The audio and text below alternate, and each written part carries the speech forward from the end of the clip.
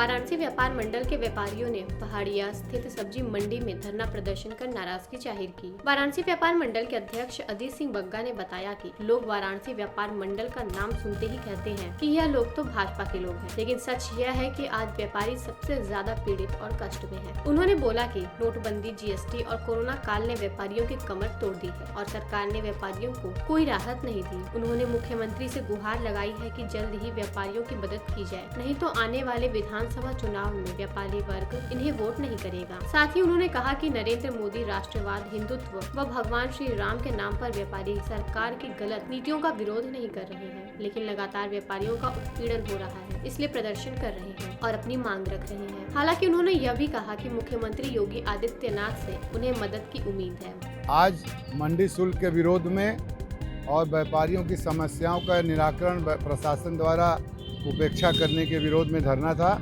मंडी शुल्क पहले ख़त्म हो गया था, तो जब ख़त्म हो गया तो व्यापारियों को बहुत राहत मिली, एक विभाग से छुटकारा मिला, उत्पीड़न से बचाव मिला और छोटे बड़े व्यापारी चाहे मिडिल क्लास कहीं से भी कोई सामान खरीद के ला सकते थे।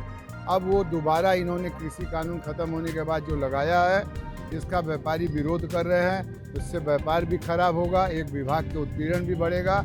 हम लोग इसका विरोध करते हैं। हम लोग माननीय मुख्यमंत्री जी के साथ हैं।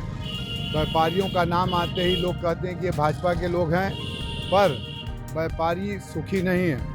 व्यापारियों को बहुत सी परेशानियां हैं। व्यापारियों ने नोटबंदी भी झेला, जीएसटी भी झेला, वैट भी झेला, कोविड भी झेला, पर किसी तरह की उनको कोई छूट नहीं मिली, ना उनके दर्द के ऊपर मलहम लगाया गया।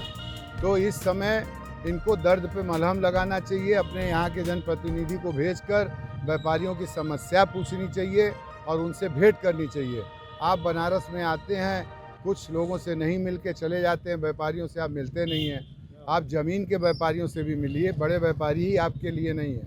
तो और साथ ही शासन की मंशा के अनुरूप यहाँ का प्रशासन कार्य नहीं कर रहा है।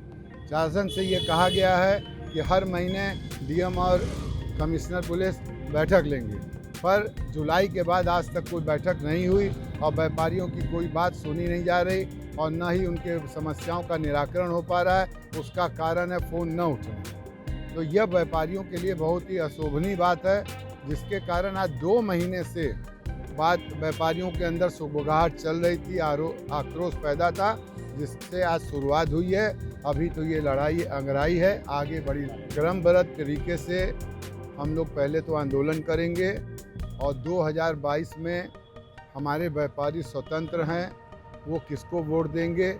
और यह कहने की बात नहीं है, जो व्यापारी प्रताड़ित है, दुखी है, वो इनको वोट नहीं देगा। पर साथ में एक बात यह भी है, व्यापारी हिंदुत्व के नाम पर, श्री राम के नाम पर और मोदी जी को देख के, योगी जी को देख के अपने उत्पीड़न को भी सह जा रहा है। तो सरकार इसका नाजायज फायदा न उठाए, सरकार व्यापारियों के मलहम लगाए। पेश है न्यूज बकेट हिंदी मासिक पत्रिका। पढ़ें इस महीने की पूरी खबर विस्तार से हमारे न्यूज बकेट की मैगजीन में। हमारी ई मैगजीन को मुफ्त में पढ़ने के लिए अभी लॉगिन करें www.newsbucket.in पर। इसके अलावा रोज की ताज़ा खबरों के लिए हमारे YouTube चैनल को तुरंत सब्सक्राइब करें।